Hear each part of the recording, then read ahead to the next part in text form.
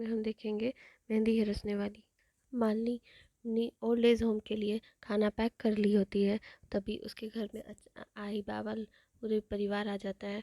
और पल्लवी सोचती है कि अब मैं क्या बोलूँ आई बाबा को, मैं ये सब पैसे के लिए कर रही हूँ। बाबा बोलते हैं कि पल्लवी क्या है ये सब। पल्लवी के कुछ बोलने से पहले ही वो औरत आ जाती है जो उसे इस चीज़ का ऑर्डर दी थी। और बाबा कहते हैं कि पल्लवी तूने खाना बनाने का ऑर्डर लिया था। वो कहती है हाँ, हमारे वृद्धाश्रम के एनिवर्सरी है, उसके लिए पल्लवी ने खाना बनाने का ऑर्डर लिया। और कहती है कि एंड मोमेंट पर केटरर भाग गया और पल्लवी ने ऑर्डर लेकर हमारी सारी प्रॉब्लम्स दूर कर। मैं तो ये सोच रही थी कि इतने कम टाइम में सब कैसे हो पाएगा, लेकिन पल्लवी ने सब कर दिया। मानसी कहती है वाह वाह पल्लवी ने मसीहा, जहाँ प्रॉब्लम होती है वहीं पल्लवी पहुंच जाती है। आई कहती है पल्लवी अगर तूने मुझे पहले ही बता दिया होता तो मैं भी मदद के लिए रुक जाती ना। पल्लवी कहती है ज़रूरत होती तो रोक लेती। आई पल्लवी कहती है कि कुछ खास काम था नहीं इसलिए मैंने आपसे रुका नहीं। और पल्लवी कहती है सावित्री जी टिफ़िन और बाकी सारा सामान ऑटो में रखवा दी। पल्लवी कहती है थैंक यू पप्पा, आपने मुझे बचा लिया। आई बाबा के सामने पैसों वाली बात नहीं आई। सावित्री इधर वृद्धाश्रम में सारी तैयारियां कर रही होती है और कहती है पल्लवी से पल्लवी तुम भी अगर मदद करना चाहो तो कर सकती हो। पल्लवी जा रही होती है तभी उसे रामास्वामी नहीं बोलने की किसी की आवाज़ आती है। तो पल्लवी सोचती है क्यों ना मैं उन्हें पर्सनली जाकर थैंक यू बोल। पल्लवी पीछे से आवाज़ देती है मिस्टर रामास्वामी। और राघव सोचता है कि साड़ी शॉप यहाँ।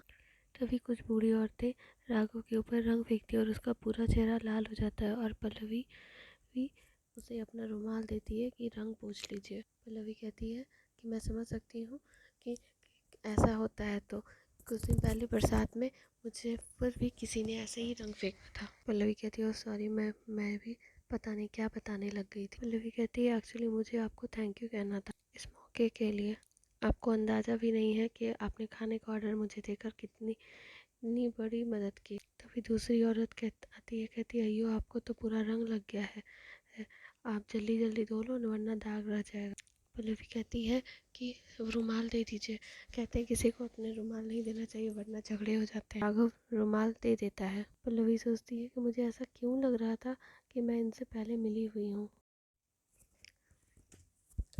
राघव अपना फेस पोंछता है और सावित्री आके कहती है कि रामास्वामी आप यहाँ, अब आप यहाँ आए हैं तो थोड़ा खाना खा कर जाइए, आपके लिए वो केटरर ने स्पेशल बनाया है। राघव कहता है कौन सा केटरर। तो सावित्री कहती है कि अभी आप जिससे बाहर बात। पल्लवी बहुत ही अच्छी लड़की, एक छोटी सी दुकान है, अपनी मेहनत से वो काम करती है और अपने पूरे घर को संभाल। उसने अकेले ही सबके लिए खाना बनाया है। आप किस रूम में आइए, मैं आपके लिए खाना लगवाती।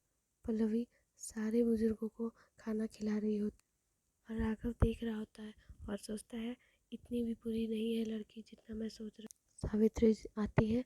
पल्लवी कहती है सावित्री जी मैंने सबको खाना खिला। सावित्री कहती है thank you so much Pallavi, तुमने बहुत अच्छा काम किया है,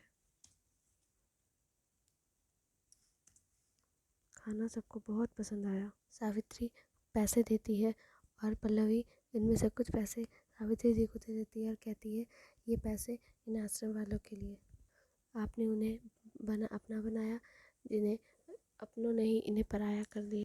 परायों में अपनों की मुस्कान अपने ढूंढते हुए इनकी मुस्कान यूँ ही बने, इसके लिए ये छोटा सा मेरी तरफ से कंट्रीब्यूट। सावित्री कहती है पल्लवी इतने प्यार से तुमने इन्हें खाना बनाया और इन्हें खिलाया, इनके लिए यही सुकून, फिर भी तुम इतने प्यार से दे रही हो तो मैं मना नहीं करूँ। पल्लवी कहती है एक और रिक्वेस्ट है, क्या मैं रामास्वामी को खुद से खाना दे सकती। उन्हें थैंक यू तो बोल दिया मगर उनसे बात नहीं हो पाई, अगर वो मुझे मिल ले तो बोल। सावित्री कहती है मैं बात करती हूँ, वैसे तो सर किसी से मिलते नहीं। सावित्री कहती है एक बार ट्राई कर लेती हूँ।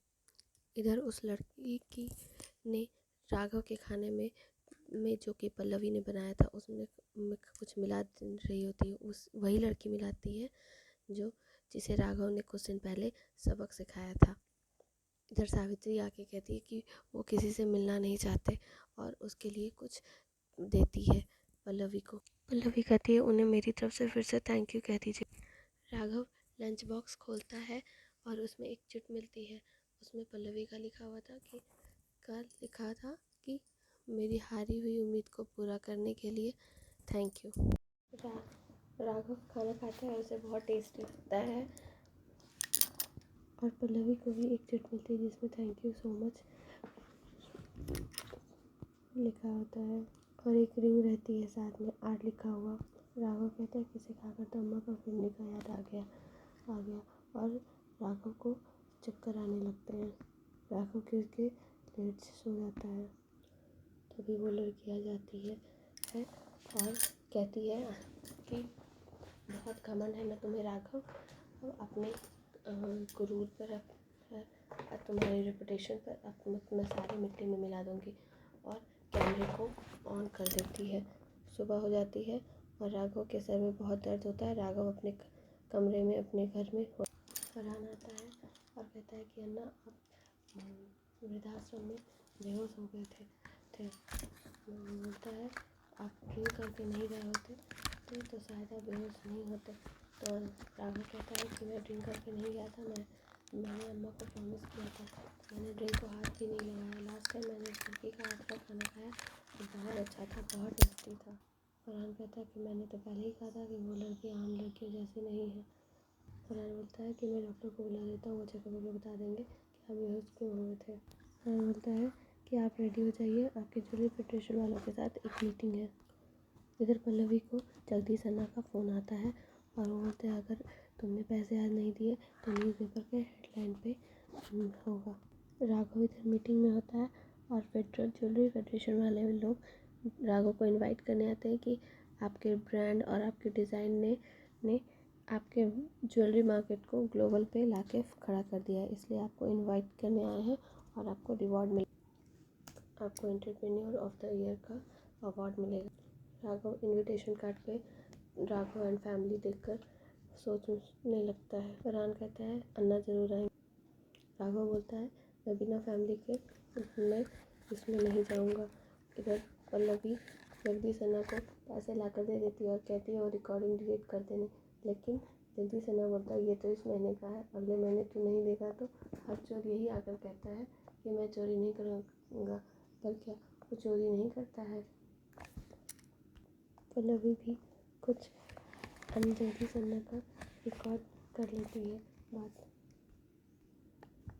इस रिकॉर्डिंग में वो लिखा होता है कि वो रिपेयर को ही पुराना फर्नीचर को बेचकर और उसको रिपेयर करके बेचता है। लोगों को पता भी नहीं चले। उसकी सारी बातें को रिकॉर्ड कर लेती है पल्लवी और जगदीश अन्ना को दिखा रही होती है। पल्लवी कहती है कि मैं ये वीडियो आपको दिखाना नहीं चाहती, पर आपने मेरे लिए कोई रास्ता नहीं छोड़ा था।